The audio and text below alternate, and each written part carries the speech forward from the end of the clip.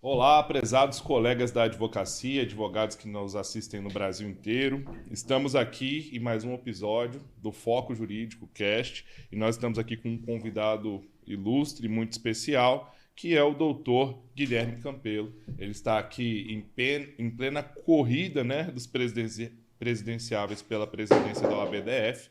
E antes que eu continue fazendo as demais apresentações, eu vou passar a palavra para o próprio doutor Guilherme Campelo e deixar ele se apresentar, contar um pouquinho da história dele, falar um pouquinho do escritório dele, de como que ele se envolveu com a advocacia, como que ele fez essa escolha por essa profissão que todos nós amamos, sempre estamos discutindo aqui. E depois a gente vai caminhar aí nas motivações também que o trouxeram para a vida política na advocacia também. Então está com a palavra o doutor Guilherme Campelo. Bom dia, gostaria primeiro de agradecer a participação aqui do Foco Jurídico. Eu vou falar com você, ouvinte, principalmente eleitor, colega advogado. Sou Guilherme Campelo, para quem não me conhece, tenho 36 anos, advogado tributarista. Lançamos na época um movimento chamado Inova OAB, no início do ano, para mostrar as nossas ideias para a nossa classe, né? Que infelizmente com a pandemia se agravou. Tem um escritório aqui já consolidado há 50 anos no Distrito Federal. Meu pai, João Estênio Campelo Bezerra, advogado, a área dele é trabalhista. Ele chegou aqui na década de 60 em Brasília. Ele e os uns irmãos aqui se solidificaram na capital da Esperança, né? E comecei a seguir os passos dele na área jurídica. Minha área é o direito tributário. Nós atuamos no nosso escritório Campelo Bezerra, Advogados Associados, que ao lado do CNJ, nós atuamos no âmbito dos tribunais superiores, STJ, TST, Supremo e o TCU, o órgão auxiliar do Legislativo, né? E estamos nessa batalha, nessa luta, e coloquei meu nome à disposição. Por que eu coloquei meu nome à disposição no pleito agora, dia 21 de novembro? Porque, infelizmente, a nossa classe está esquecida. Nós estamos desvalorizados. Nessa pandemia, que assolou vários segmentos, não só a advocacia no Distrito Federal, mas o mundo, passamos por uma situação complicada atualmente, a nossa instituição não esqueceu. Infelizmente, colegas fecharam escritórios. Colegas não conseguiram pagar a anuidade. Graças a Deus não afetou o meu ramo, meu escritório, né? Os nossos clientes são grandes empresas de fora do Distrito Federal, grandes multinacionais que investem no norte e nordeste do país, mas a gente sabe que a realidade de nossa cidade, do Distrito Federal, não é o que ocorreu. E no momento que nós mais precisávamos, a nossa instituição nos esqueceu. Então foi esse o motivo que eu coloquei meu nome à disposição nesse pleito, dia 21 de novembro, para mudar, primeiro resgatar a credibilidade da advocacia, que infelizmente hoje, por conta do Conselho Federal, a nossa classe, os advogados no Brasil, não só no Distrito Federal, estamos desvalorizados. Então, antes mesmo de nós começarmos a gravação propriamente dita, a gente estava num bate-papo informal aqui sobre a sua identificação com a advocacia, a história da sua família, sua história profissional. E foi engraçado que, entre um assunto e outro aqui, a gente acabou conversando sobre um assunto que falava sobre isonomia. Era um dos fundamentos de direito de uma causa específica que o seu escritório está tocando hoje como patrono, né? E isonomia do direito juridicamente fala justamente sobre isso. Não é tratar todos de forma igual, mas é tratar os desiguais de forma desigual. Aqui nós tivemos a oportunidade já de entrevistar diversos advogados que são tributaristas, que só trabalham com causas milionárias, advogados que estão só ali atuando com os tribunais superiores, então tem toda aquela questão de despachar memoriais, é uma outra rotina, mas a gente não pode deixar de esquecer, e eu gostaria que o senhor se manifestasse especificamente sobre isso, porque o senhor entrou nessa linha aí já, que é o seguinte: isonomia não é tratar todo mundo igual. Dentro da OAB, dentro da nossa organização de classe, a realidade dos advogados não são todas iguais, né? Nós temos, assim, segmentos de atuação, temos escritórios, boutique, temos donos de escritórios, donos de grandes sociedades, temos advogados que trabalham só para grandes corporações, só para pessoa jurídica. Temos aquele advogado jovem, recente, acabou de entrar. Então, assim, o senhor consegue hoje conversar um pouquinho para a gente sobre essa multiplicidade de realidades dentro da OAB e como que a gente poderia ter um programa que contemplasse todos esses profissionais? Bom, o primeiro que eu penso, quando eu coloquei meu nome à disposição no pleito eleitoral, falei, a gente tem que dialogar com os colegas advogados. Infelizmente, a nossa classe é desunida. Uhum. Nós somos 1.500.000 advogados no Brasil.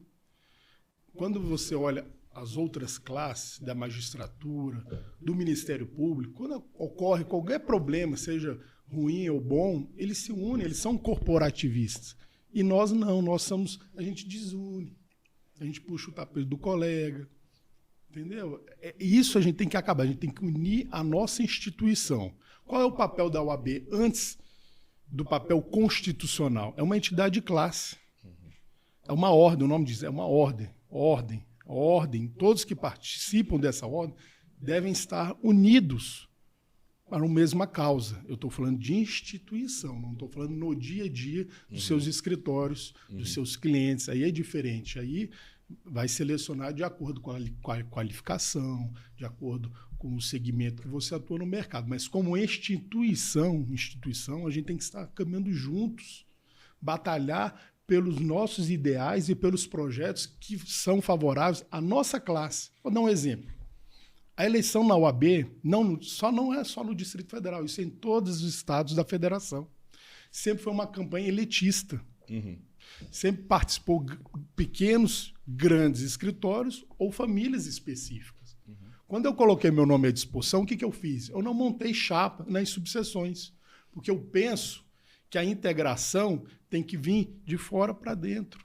A gente trazer, o que eu fiz? Nós colocamos colegas advogados das 13 subseções na chapa da sede. Para ele representar, por exemplo, vou dar um exemplo, o doutor Alci, que é o conselheiro da Ceilândia. Ele vai representar todos os advogados da Ceilândia, porque ele vai continuar morando na Ceilândia. E os colegas da Ceilândia, quando precisar, vão procurá-lo, porque conhece o doutor Alci. Você está entendendo? Então, você traz todos para participar da sede, mas não é isso que ocorre, porque a família A é a família B, é o grupo C, que domina a nossa estrutura. Mas para quê? Para interesses próprios, para se promover politicamente, para promover seu escritório. Eu, graças a Deus, não estou precisando de cliente. Não estou precisando, não preciso me promover, já sou uma pessoa conhecida no Distrito Federal. A minha família é conhecida no Distrito Federal, tanto no ramo da política como no campo jurídico. Então, eu quero fazer para os colegas advogados que mais precisam, que são os das 13 subseções. Você vê, na pandemia, o meu escritório cresceu, mas muitos fecharam. Colegas no GAM não estão com dinheiro para pagar anuidade. Inclusive, então, a inclusão, quando eu digo, é trazer eles para participar da sede, porque você traz uma visibilidade para aquele colega que está lá no Gama, de dar condições do escritório dele tomar notoriedade, ele fazer o network, o trabalho. Por que o sol é para todos? Não é só para um pequeno grupo, não. Quando eu comecei a caminhar, em janeiro, fevereiro, colocando meu nome, todos riam. Falavam que primeiro que eu não ia juntar um grupo de 30. Fui o primeiro a registrar a chapa 10. Quem registra primeiro, né? Quem chega primeiro bebe água limpa, né? Aqui não é partido político, 10, que eu saiba, não é de propriedade de ninguém, nem de governador, nem de situação e nem de oposição. Fui lá, registrei, escolhi um número. No edital estava lá dizendo que você pode escolher. Então, se você registra primeiro, você pode escolher. Fui lá, fiz o trabalho de casa. E comecei a apontar nas pesquisas, porque comecei a mostrar a realidade da nossa instituição, não só no Distrito Federal, em todo o país. A minha família da minha mãe é do Mato Grosso Sul, Campo Grande. Lá é a mesma coisa. Em Fortaleza, Ceará, que meu pai é do Ceará, também a mesma coisa, não muda.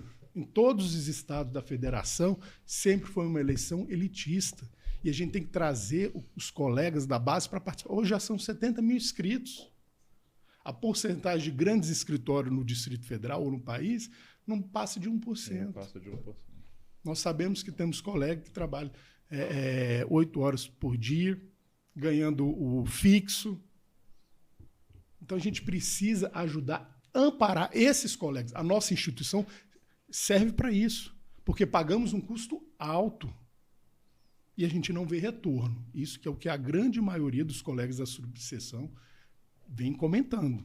No período de pandemia, o senhor comentou, existiram escritórios que cresceram. O senhor fez referência ao escritório. Eu também sou gestor de escritório. O Luiz também. A gente pôde experimentar que, no momento de crise, as profissões são testadas, né? E a gente sabe que onde há crise também existem novas oportunidades. Agora, o problema é a gente conseguir ter uma política de mostrar essa oportunidade a todos, né? A política de inclusão. Política de inclusão. Justamente. E um dos temas que foi judicializado, eu acredito, ou pelo menos problematizado perante a instituição eleitoral, foi justamente a questão da inadimplência de vários advogados no período de pandemia. Ou seja, os advogados estão fechando seus escritórios, estão sem renda, estão sem lucratividade, e aí eles poderiam ou não participar das eleições. Como é que ficou? Veja bem, em 2019 não existia pandemia. Uhum. Não existia pandemia no Brasil ainda. E foi um ano em que, eu estou falando de instituição OAB do Distrito Federal. Você não viu nada o OAB do Distrito Federal fazer para a nossa classe. Ela estava apagada. Também que um governo local omisso, nada. Aí veio a pandemia, que foi março, por volta de 21, 22, 23 de março, quando o governador fez o decreto e fechou-se um mês a nossa cidade, que quebrou de vez todo o segmento de micro e pequenas empresas no Distrito Federal. Uhum. Isso repercutiu aos colegas advogados aqui de Brasília, que sobrevivem do comércio. Sim, qual é o empresário que ia conseguir cumprir com o pagamento com de o pagamento taxas fixas de advogado? Foi uma das dos primeiras contratos coisas honorários, dos fornecedores, porque aqui o Distrito Federal, 90% é de agentes públicos. Isso. O restante é o que é o comércio, o que é forte aqui em Brasília, que é lá em Taguatinga, que é uma cidade que o meu tio foi administrador há muitos anos, na época do Joaquim Domingos Roriz, lá que é o grande comércio do Distrito Federal, que fomenta a nossa cidade. Aí veio a pandemia, fechou tudo. Aí pronto, acabou o comércio no Distrito Federal. As famílias empobreceram. E os nossos colegas advogados, que tinham serviço perante essas empresas, também ficaram sem receber. Aí foi um momento que você pede uma ajuda de nossa instituição, porque a nossa arrecadação é alta, porque 2019 teve arrecadação, foi 32 milhões. 32 milhões. O pessoal fica me questionando. Isso é um absurdo, isso é eleitoreiro. Eleitoreiro por quê? Brasília completou 60 anos. A sede Maurício Corrêa, que leva o nome do nosso saudoso presidente, completou 60 anos. Aquela sede, ela continua mesmo há mais de 60 anos. Não houve crescimento. Nas 13 subseções, não houve crescimento. Os tribunais, os fóruns, nas administrações, que são 33, não houve crescimento. A estrutura física de nossa instituição estagnou, mas a arrecadação aumentou. Então, por que está gastando muito? Cadê o dinheiro? Isso aí, me desculpa, você pode ter pós-graduação, mestrado, PhD em ciências criminais, como é o nosso presidente, ou ser o que for. Isso aí é gestão. É gestão. Você saber gerir a nossa instituição. A gente tem que ter dinheiro para o nosso respeito, tem que ter respeito com o nosso dinheiro. R$800. Para mim pode ser que não seja nada, mas para um colega que mora em Taguatinga, tem 3.600 inscritos em Taguatinga, é muita coisa, doutor. Pesa no bolso. Imagina na pandemia. Você falou de um assunto que realmente é uma preocupação e que eu acredito que isso estagna bastante a advocacia, que é isso da nossa classe não ser unida, né? Você vê que o advogado em si é uma das classes que tem maior dificuldade de fazer parceria. E a gente tem, como vocês mesmos disseram, grandes firmas que tomam boa parte do mercado E os advogados que estão ali com os pequenos, médios escritórios, que poderiam estar trabalhando em modelos de parceria, você percebe que o advogado ele não sabe muito bem fazer parceria. Sempre existe a gestão de egos entre a advocacia para fazer parceria, para fazer as coisas funcionar, é muito baixa. E eu percebo muitos colegas tendo aquele sentimento de tipo, eu não vou chamar... eu tenho um cliente, eu não atuo, eu não vou chamar tal escritório porque eu não vou enriquecer o outro advogado, eu não vou botar ele quem sabe, numa posição melhor do que eu, financeiramente. Acaba virando uma concorrência burra entre os advogados que estagna a nossa profissão. Mas tudo isso aí entra no assunto que ele acabou de colocar aqui. A advocacia ela não tem formação em gestão. Né? E aí, pelo fato da gente não ter as informações básicas, isso da nossa própria graduação, que ainda também é muito dogmática, doutrinária, elitista, a gente acaba não tendo informações, né? não tem informações básicas sobre gestão. Daí a gente pode voltar até num assunto que é um assunto de campanha. Hoje a escola da advocacia, a ESA, não seria... Não, a ESA, ela está estagnada, né? Porque importante, não... é um braço importante claro, para dar uma formação para que esses advogados aprendam a monetizar, lucrar, gerir, se reorganizar. Mas não é o interesse. Eu estou dizendo, eu penso assim, não é o interesse da atual gestão, seja aqui no Distrito Federal e no Conselho Federal. Eles querem arrecadar. Agora, emitir carteiras, fazer prova, isso eles querem, porque isso arrecada muito dinheiro. Arrecadamos 32 milhões, o ano que vem vão ser 56 milhões. Agora, qualificar os colegas advogados, não querem fazer. E a questão da ESA isso é uma questão social. Isso aí, o Poder Executivo do âmbito nacional, o Ministério, o MEC, tem que fazer uma parceria urgente com o Conselho Federal para viabilizar um estudo para diminuir a emissão de cursos de direito no país. Tem que qualificar primeiro os cursos. Hoje você passa na frente de uma faculdade ali, o cara te pega e você já sai com o diploma. Tem que qualificar os nossos cursos. A gente sabe que não é o interesse. Porque o lado econômico... Existe uma indústria da formação da graduação. É melhor, né? É mais interessante. Sim. E aí eu tenho uma outra preocupação que chega a ser curiosa, mas também que me indigna de certa forma. Eu estou na advocacia há 10 anos também. E eu não concordo de forma alguma, isso é um posicionamento pessoal meu, você não precisa ficar do meu lado também, mas eu não concordo, não gosto de ver, acredito que não faz bem a formação dos advogados se dá por escola da magistratura e escola do MP, ou seja, nós não temos uma instituição dentro da própria OAB de ensino, de formação que possa fazer frente às outras instituições com as quais nós temos que nos relacionar. Ou seja, o nosso apequenamento dentro da administração pública, que a gente fica ali gritando, mas é algo que acaba sendo da boca para fora, fala assim, não há hierarquia entre juiz, Ministério Público e advogado. Mas mentira. Você vê, sequer uma instituição de formação acadêmica para formar os nossos advogados, a gente consegue enfrentar e combater, quiçá os outros detalhes e meandres no dia a dia ali dentro de um fórum que não tem espaço para advogado, dentro das cortes superiores, que assim, tudo à magistratura, tudo ao Ministério Público, e o advogado acaba sendo persona não grata na maioria dessas instituições. Isso não é só no ensino, isso é em tudo. Não existe a paridade entre nós três, entre o magistrado, o Ministério Público e o advogado, esse tripé legal, que não existe justiça sem esse tripé legal. Você vê, o Ministério Público tem direito a porte de arma, o magistrado também. O advogado criminalista, a gente tinha que ter pelo menos o direito de escolha. Cadê a paridade? Se a gente vai a algum órgão público contra um agente público e desacata o servidor público, existe penalidade para o advogado ou para o cidadão de bem. E agora para o advogado, se ele é desacato? Que inclusive a pandemia... Se é o direito das prerrogativas nossa. Cadê a nossa paridade? Não existe essa paridade. Isso está na lei, está morta. Eu ia falar que, inclusive, por conta da pandemia, como vários atos foram gravados, então temos audiências gravadas, sessões gravadas, foi um verdadeiro show de horrores, né? Essa questão do desrespeito à advocacia, isso aconteceu demais, magistrado... Sim, em delegacia. Não, só fala de delegacia, não. Aqui no CARF, que é um tribunal administrativo.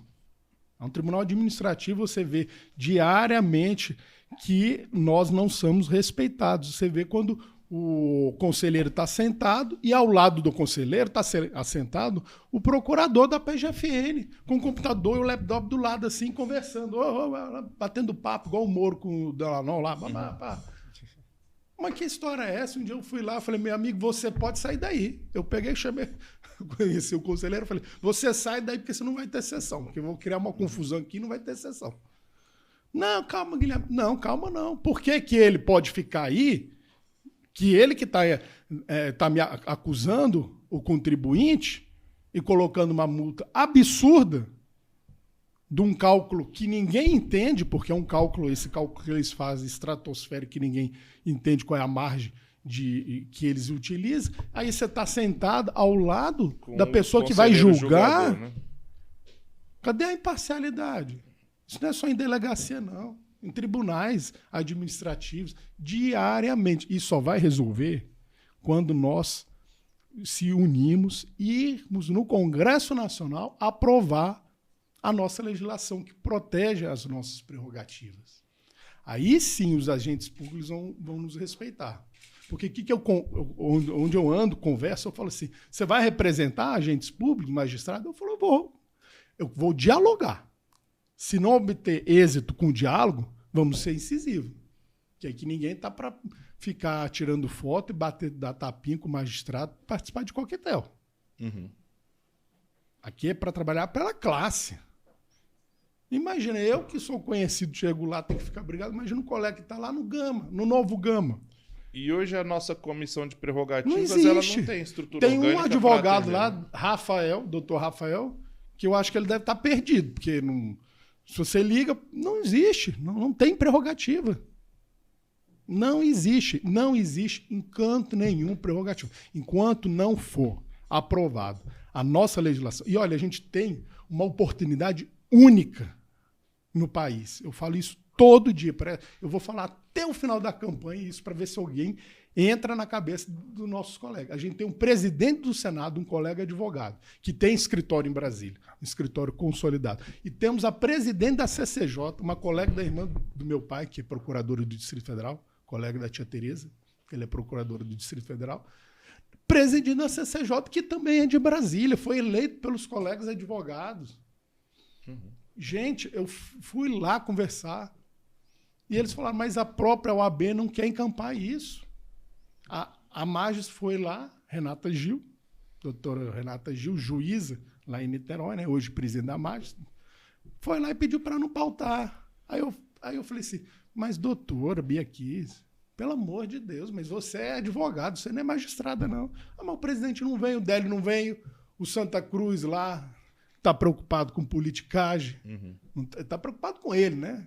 Fazer o nome dele para ver se ele consegue se viabilizar lá no estado do Rio de Janeiro como governador. Olha a pauta política que a nossa instituição virou.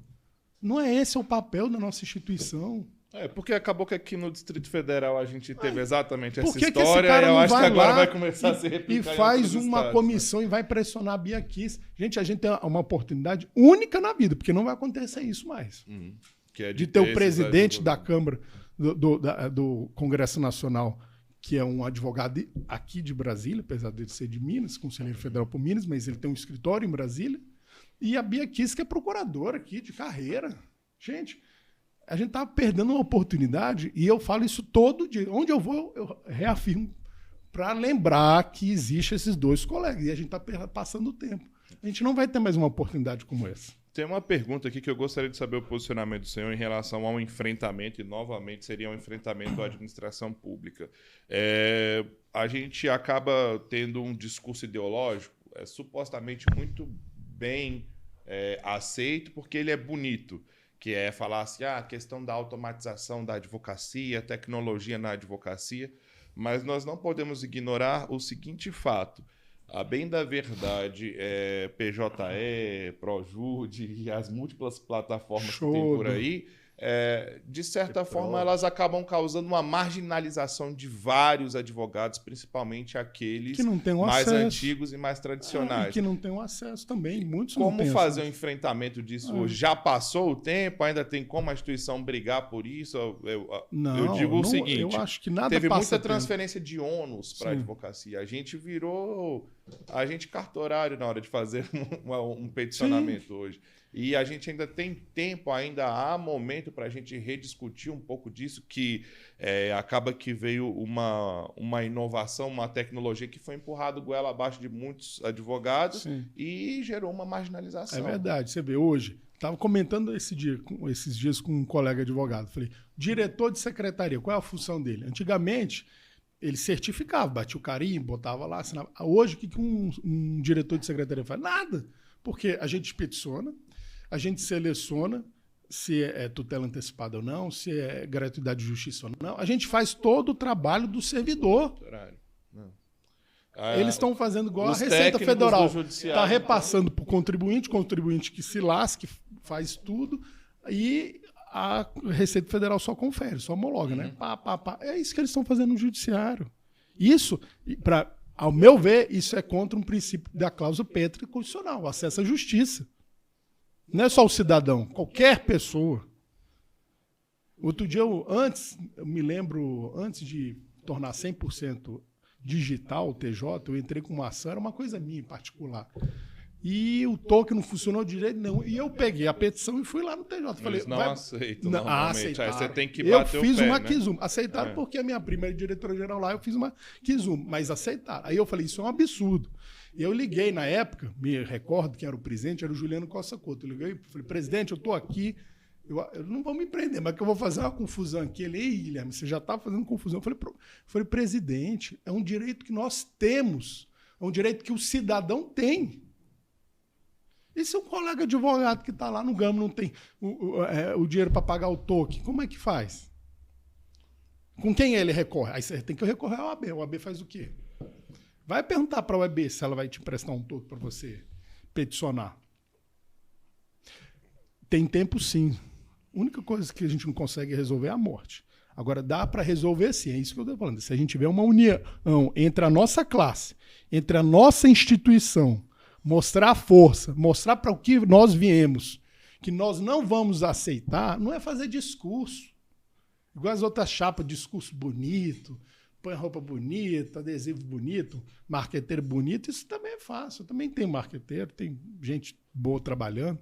Você tem que ter propostas viáveis.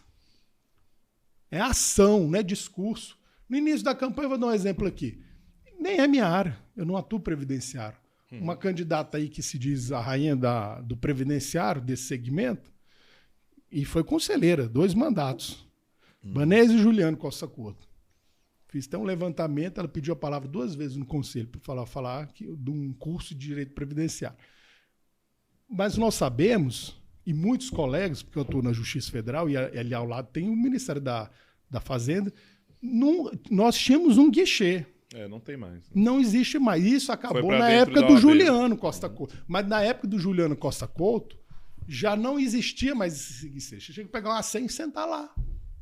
Esperar como os demais. E a restrição de senha. E essa candidata aí, que era conselheira, nada fez. Aí, quando eu coloquei meu nome à disposição, o que eu fiz? Eu fiz um ofício, mandei para o Délio Lins Silva Júnior, pedindo que ele oficializasse o órgão.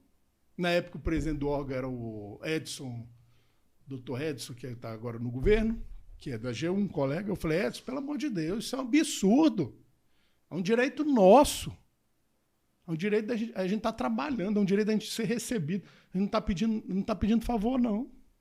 E a restrição Aí eu falei de assim, senha, você que é mais incrível, sem você previsão AGU legal, não precisa né? ficar na fila para despachar, porque você tem no sistema. Você tem acesso, e é nós, o advogado privado. Esses dias eu fui num debate do Advocacia Pública, eles mesmos se separam, né? Eu falei, gente, tem que parar com esse negócio de advocacia pública e advocacia privada. Nós somos advogados, independente de onde nós estamos. Isso é uma coisa que eu confesso assim. Aí eu falei para ele, vocês começaram o debate errado. Eu falei para lá, né, na NAF. Falei, porque essa pauta não é do Distrito Federal, essa pauta é do Conselho Federal. Sim. Isso é uma pauta do Congresso Nacional. Você tinha que ter chamado, é o Santa Cruz. Mas a cruz dele está pesada demais porque ele não consegue nem carregar. Porque essa pauta não é do Distrito Federal, não é do Estado do Goiás, é do Conselho Federal. A PEC 38, aquela súmula 18 que eles estão batalhando lá, eu falei, isso é Conselho Federal. Cadê os candidatos? Os conselheiros federais. Eu ia te perguntar para o senhor também. Aí eu falei, mas tem que parar com esse negócio de separar a advocacia pública, advocacia privada. Nós somos advogados. Defensoria Pública faz ou não faz parte da OAB? AGU faz ou não faz parte da OAB? Procuradoria Estadual faz ou não faz parte da OAB? A Defensoria Pública tem alguns, antes de 88, que não tem inscrição na OAB, né? Tem até um cara aí famoso aí que não tem a inscrição na OAB. Os demais mais recentes têm, né? Por força de lei, mas é aquela questão lei, assim, né? Nós temos uma lei, tem a formalidade, mas é como o senhor falou, eles têm sistemas específicos. Não, mas não deixa de ser um colega advogado, ele está prestando um papel até muito nobre de Defensoria Pública, né? Que seria dando acesso à justiça. Seria importante que se unisse cada vez mais, né? Sim. Nesse ponto que eu tô Você vê, o Ministério Público é unido, unido, os magistrados unidos. Aí quando chega ele é defensor público, porque 15% não é inscrito, aí eles são esquecidos de lá. Não, meu amigo, que isso? Tem que acabar com isso, a gente tem que se unir. Se a gente se unir, a gente vai ficar forte. A nossa instituição vai ficar... Você vê, há 10 anos atrás, o IBOP fez uma pesquisa. Em primeiro lugar, com as instituições brasileiras, nacionais, que tinham mais credibilidade. Primeiro era a Noreg. Em segundo vinha a OAB. Hoje, se você fazer essa pesquisa, a gente está lá em último. A própria sociedade civil não vê a nossa instituição, OAB, com bons olhos, porque virou politicagem de interesse de pequenos grupos. Porque, pelo menos, nós, advogados, como a palavra advogado, a gente já não era muito bem visto. Mas a nossa instituição tinha uma credibilidade. Agora, nem a instituição tem. Perante a sociedade civil. Essa questão que foi falada aí, especificamente do INSS, né? Eu fico impressionado em relação à restrição de senha. Ou seja, se você tem 10, 15, 20 casos a tratar, você só pode pegar 5 senhas. Sabe o que a OAB me respondeu no ofício? Porque saiu em tudo que é canto aí, Correio Brasileiro. Ele falou, não, mas está funcionando. Não aí funciona. O povo começou a me mandar...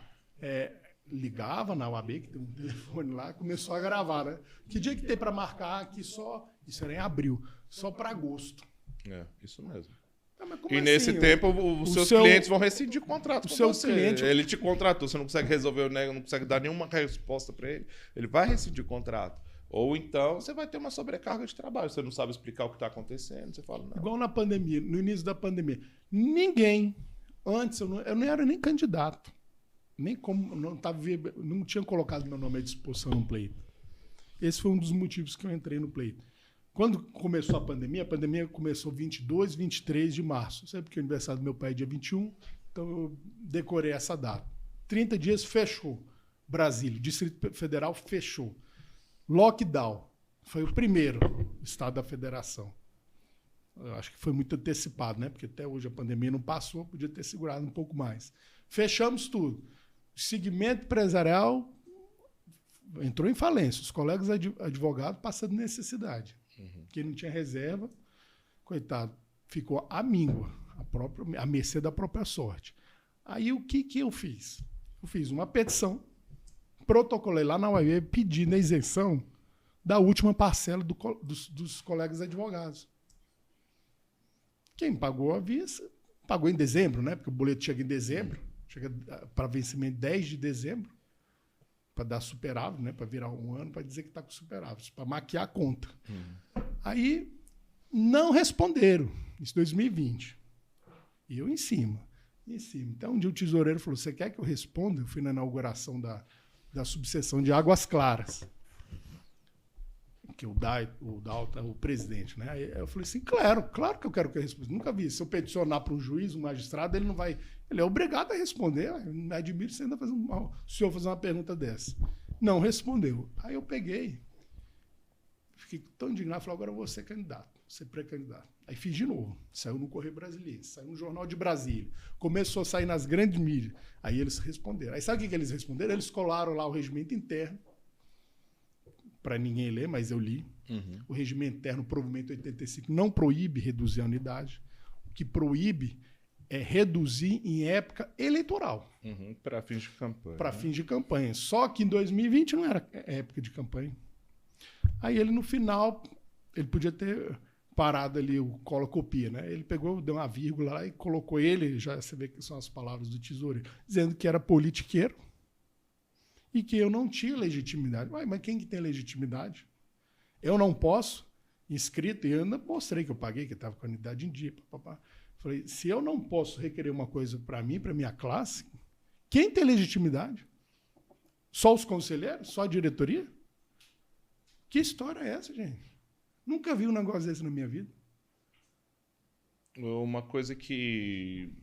Aí você vê, eles estão preocupados com a advocacia no Distrito Federal ou estão preocupados com eles?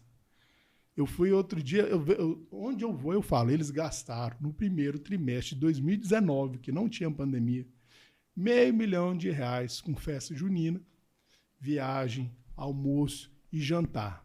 Falei isso no debate. Sentei, o Délio estava aqui do meu lado e a Rida aqui do outro. Falei olhando na cara dele. Ele começou, o que deu foi até uma tremedeira nele. Ele pegou o microfone e desmentiu o que eu falei? Isso é uma discussão que ele derrubou até o volta e meia também acaba sendo uma das questões que até tira um pouco a credibilidade da OAB perante a sociedade civil, que é o seguinte, porque a gente conseguiu o que muitos acreditam que foi uma vitória constitucional, né? Nós não ficamos como status de autarquia federal e nem como apenas de conselho de classe. Né? A gente foi para o sui generis, que não é nenhum nem outro. E atualmente a gente tem essa questão da auditoria de contas também, né? Da OAB, isso há muitos anos, né? Se submete ou não ao TCU, e a gente acaba vendo que quem é que tem a legitimidade para provocar, então, e pedir uma prestação de contas disso, daquilo, outro, né? É uma resposta que fica assim também, sui generis, né? Ninguém sabe responder exatamente qual procedimento. Não recebemos dinheiro público, tudo bem, mas temos que ter um órgão dentro da nossa estrutura, no Conselho Federal, se fosse uma espécie de Tribunal de Contas, com colegas isentos, principalmente que não participam de gestão, porque se você participa de gestão, você já participou de uma prestação de contas no Conselho Federal? Pois é. Nas câmaras, como é? Você tem lá os conselheiros titulares julgando as outras seccionais. E aí eles vão lá no cafezinho, olha, não, que tá a sua e também vai vir. É assim, né? Lembra que a sua tá vindo no próximo mês, né? Uai, meu amigo, aí o cara vai votar contra? Só existe um cara que eu vi no Conselho Federal negar uma prestação de contas, que foi do Valdetário Monteiro, que foi secretário do Ibanez aqui. Que ele foi presidente de 2 mandatos no Ceará, em Fortaleza, presidente de Fortaleza, lá da subseção. Um conselheiro, ainda bem que é do estado da minha mãe, de Mato Grosso Sul, que é o Afeif Domingo. Ele foi lá, ele estava presidindo, falou, vocês fizeram errado e eu não vou aceitar essa prestação de contas. Foi uma confusão, eu sei porque eu estava lá, que o Valdetário, né, me chamou, que meu pai é do Ceará, para ajudar. Eu falei, não, a FEIF é uma pessoa extremamente correta. Se ele está dizendo que vai negar sua prestação de contas, é porque vocês fizeram alguma coisa errada. Paciência. Vai lá, pague, resolva. Né? Não sei nem como é que ele resolveu, que eu não fui pesquisar o que aconteceu. Mas foi condenado. Foi a única, porque não condena. Porque o cara fala assim, mas eu sou do Mato Grosso Sul, aí o cara é do Espírito Santo falou, mas a semana que vem tá o seu, né? Então... vai fazer um você acordão. Vai fazer. Mas isso aí, pelo amor de Deus, isso aí não é prestação de contas. Você tem que contratar uma empresa séria, uma empresa internacional, uma empresa séria para fazer uma auditoria, mostrar para a sociedade civil, mostrar para os advogados. Não contratar a empresa do colega, como o Juliano Costa Couto fez. Entrei agora, o que eu vou fazer? Aí chama um amigo para... Não, uma empresa séria, uma empresa com renome internacional, que tenha credibilidade. Chega aqui, tá aqui. A gente conversou aqui, en passant, sobre a ausência de um atendimento prioritário para advogados no que diz respeito à INSS e à autarquia de previdência social, né? Mas, a bem da verdade, a gente não tem estrutura para receber advogado em nenhum outro órgão da administração pública. Nenhum. Não tem no Detran, não tem no Eu tenho no uma Procon. proposta, uma das minhas propostas, das 10 principais propostas, uma delas eu conversei com o presidente da Noreg, que é o tabelião titular da JK, e ele falou, Guilherme, por que nós não fazemos uma parceria da Noreg com a AB e nós temos estrutura. Ele foi lá, ele me chamou lá no JK e falou, olha aqui, eu tenho esse andar aqui, essa parte toda aqui, quase 100 metros, eu falei, eu disponibilizo para a OAB, vocês fazem uma sala, vocês montam aqui e a gente pode fazer um sistema integrado com o cartório. Porque o advogado vem aqui, faz a petição, faz a minuta do inventário, faz a minuta do divórcio, faz a minuta do contrato de compra e venda imobiliário, testamento, faz ata notarial. Tudo extrajudicial, porque a demanda extrajudicial cresceu muito. E nós sabemos que nas subseções, principalmente nas subseções, a maior parte da advocacia está vivendo de ações extrajudiciais, porque é rápida a lide, é rápido, ele ganha seus honorários, resolve também a questão da sociedade civil, de não ter um processo longo. Todo mundo sai ganhando o cartório, o advogado e a sociedade civil. Só que aí o colega está lá no GAM, tem que sair, não tem estrutura. Isso está disponível para a gente. Eu sentei e conversei com eles. Então a gente tem uma proposta de fazer essa parceria com a Noreg do Distrito Federal, com a AB do Distrito Federal, e implantar em todos os cartórios do DF uma sala para a advocacia. Porque a pessoa vai lá, já faz isso, vai ser custeado pela Noreg e pela UAB. Vai ser dividido meio a meio. Parecido com a sala que o advogado tem nos tribunais. Porque a demanda cresceu muito extrajudicial. E muitos estão vivendo disso. De falar sobre essa sala aí, a primeira startup que eu tive, o Júlio, inclusive, foi sócio parceiro nosso, a gente tinha conseguido um convênio com a AB para disponibilizar para os advogados um software nosso que era para auxílio de protocolamento. Ele ajudava a conformar os arquivos para o tamanho necessário para o peticionamento. Hoje melhorou muito, mas uns 2, 3 anos atrás, para você peticionar, o sistema nunca aguentava quase nada de mega, você precisava fazer aquela divisão, repartição, e o software fazia isso e deixava já no ponto de protocolamento para o advogado. E a gente conseguiu, na época, o convênio com a AB, mas por mais que a gente tenha conseguido, fechamos o contrato e tal, nunca foi implementado. Aquilo que você falou, né, tipo assim, do funcionário que some, é com tal pessoa que faz as instalações. Era uma pessoa que cuidava de todas as salas, ele tinha que passar em todas elas. E para fazer as instalações, eu lembro que eu passei todas as diretrizes e tal, cobrei depois de uns 3 meses falando, cara, não tá ainda na sala, tipo, tem sala que ainda não botaram. O convênio era só para lembrar assim, pra você ver se nem isso funciona, o que vai funcionar? O convênio era para oferecer o uso do software gratuito para todos os advogados. A gente não tava nem se beneficiando. Era para os advogados terem acesso. A Caixa até faz uma contraprestação que seria disparar no mailing, né, dos advogados, falando, que existe aquele produto e tal, geralmente é isso. Nunca foi disparado, efetivamente. Então, tipo assim, a gente nunca teve essa contraprestação e até a parte gratuita que a gente ofereceu para os advogados. Vocês ofereceram um software gratuito, mas a OAB gastou R$500 milhões com propaganda. E você não vê, eu nunca vi essas propagandas da nossa instituição. Vamos concordar, né? A OAB não precisa disso para fazer propaganda.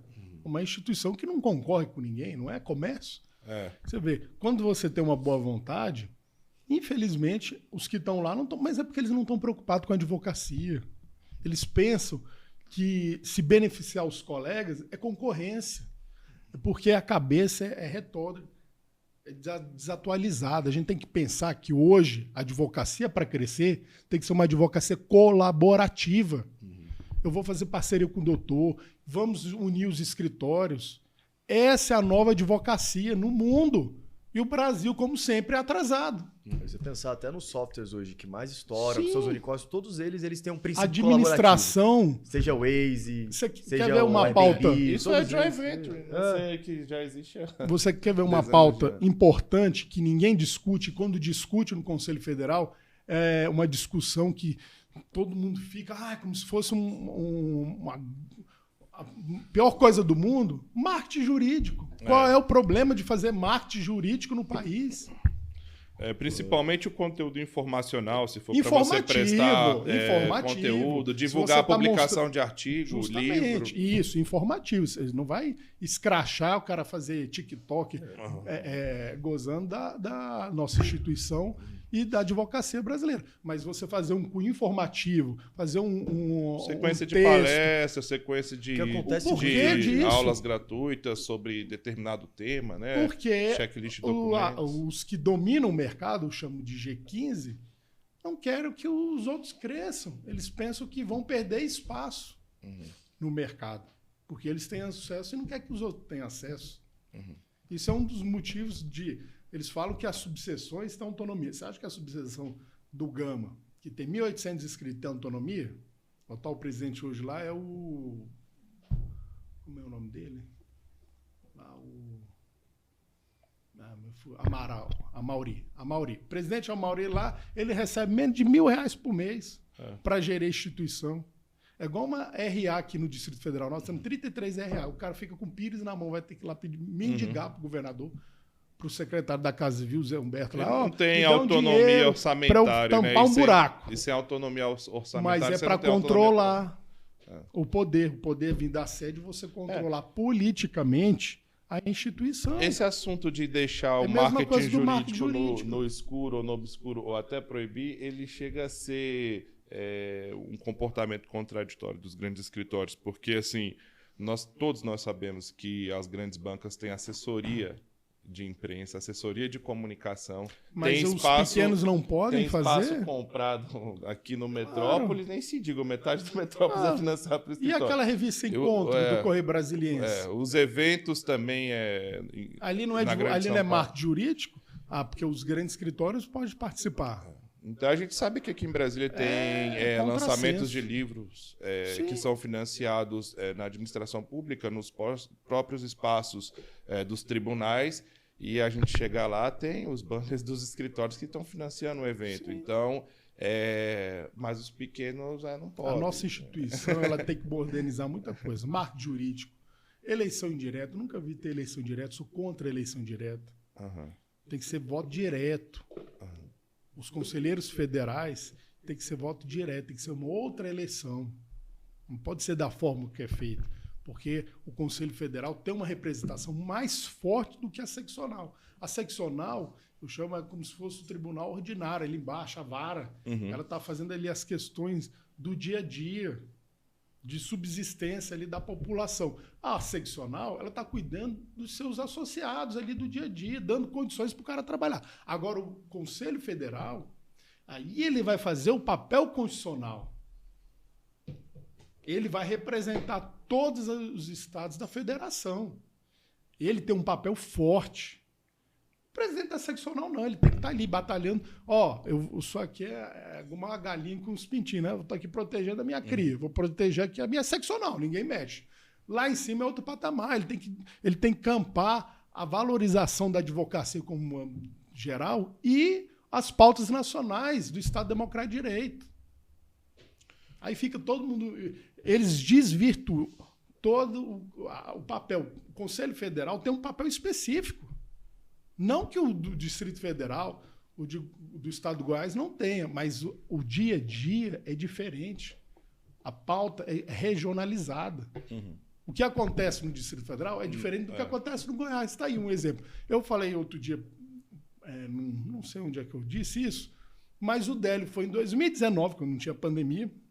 O presidente Lúcio Flávio, lá no Goiás, do Estado de Goiás, presidente do Estado de Goiás, lançou uma praça em frente ao OAB lá. Vive em reforma a sede da OAB lá. Eu sou inscrito lá.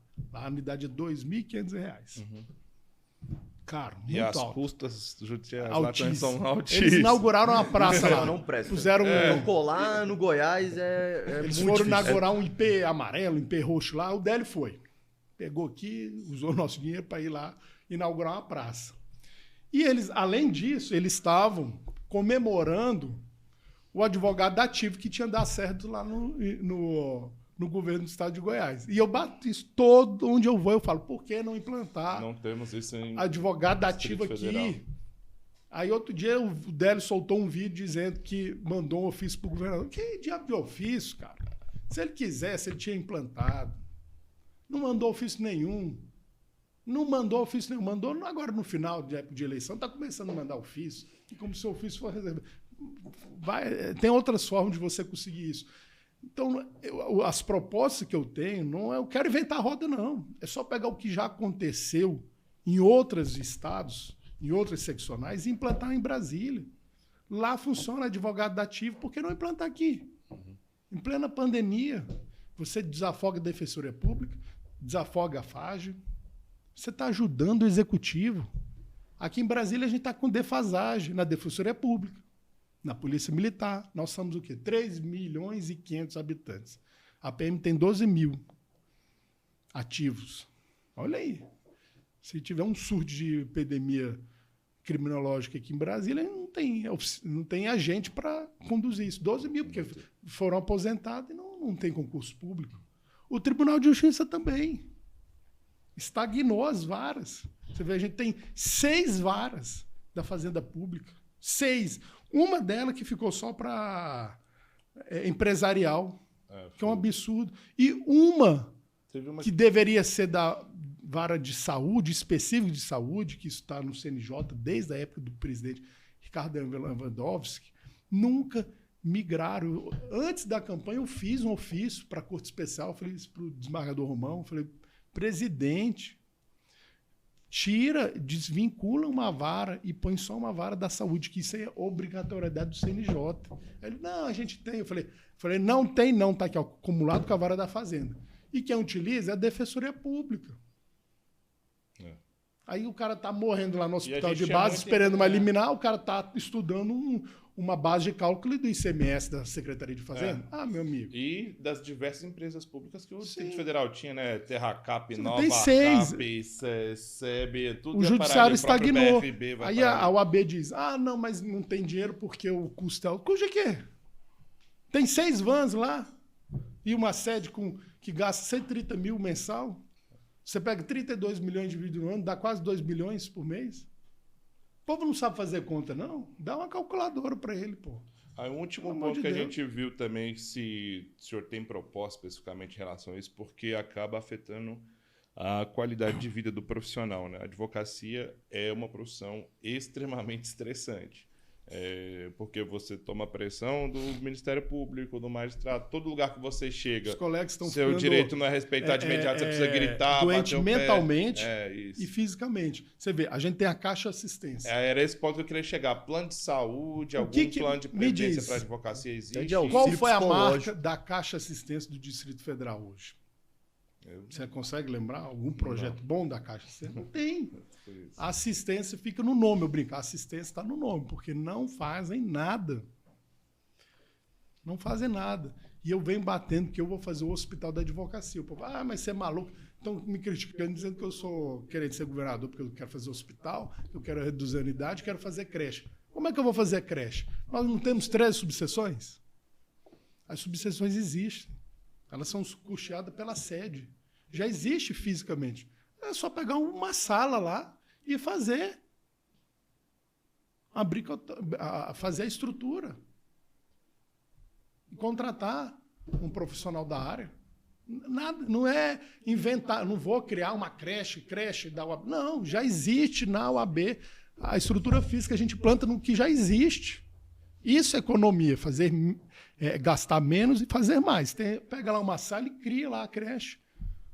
Para as mães do Gama, que tem 1.800 inscritos lá, Taguatinga, 3.800 inscritos, e Sobradinho, que são os 3 principais que eu coloquei, que nós vamos iniciar. Sobradinho tem quase 1.000 hoje, 1.200, onde são os mais populosos depois do plano piloto, né?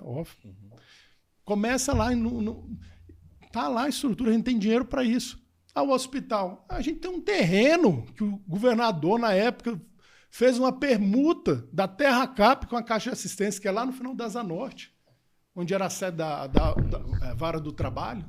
Isso mesmo. Tem lá o terreno, a gente faz... O mais difícil é a gente ter o terreno. Chama a iniciativa privada, a Mil, uma concorrente do Grupo Dó, e constrói o hospital E vai ter a participação, óbvio, de toda a população do Distrito Federal. Mas nós, advogados, vamos ter um atendimento diferenciado, com custo baixo. O custo que vai ser repassado pela Caixa de Assistência vai ser mínimo. Quem vai girar o hospital é a iniciativa privada, os planos. Agora, a gente tem a Caixa de Assistência que oferece o plano mais caro do país. Do lado do meu escritório, no Via Esplanada, tem um Bradesco lá. Eu chego lá no Bradesco, vou fazer uma cotação lá. É mais barato do que o do Bradesco dentro da Caixa de Assistência. Ou eles são ruins de conta, de administração, não é possível, porque se você tem 70 mil associados, se você faz um plano coletivo, naturalmente, a margem do custo deveria ser mais baixa. Essa conta não fecha. Ou o povo é ruim de administração, ou eu não sei, eu vivo em outro mundo, não é possível. A gente caminhando para o fim aqui, a gente sempre gosta de deixar o candidato, né, na sua última manifestação aí, deixar então a mensagem de esperança para a advocacia, não só a advocacia do Distrito Federal, mas a advocacia Brasil, nacional, né? E a pandemia está acabando, ou seja, nós temos que ter um plano de ação para a advocacia, senão a gente vai continuar patinando. Eu gostaria de receber do senhor, então, dedicar esses últimos minutos aí para essa mensagem de esperança para a advocacia. Bom, quero falar com você, colega advogado e advogada, que nos está assistindo hoje. Nós somos a Chapa 10, a nova ordem. Infelizmente, estamos numa pandemia, mas precisamos ter a luz no final do túnel. A esperança é importante. Por isso eu coloquei meu nome à disposição.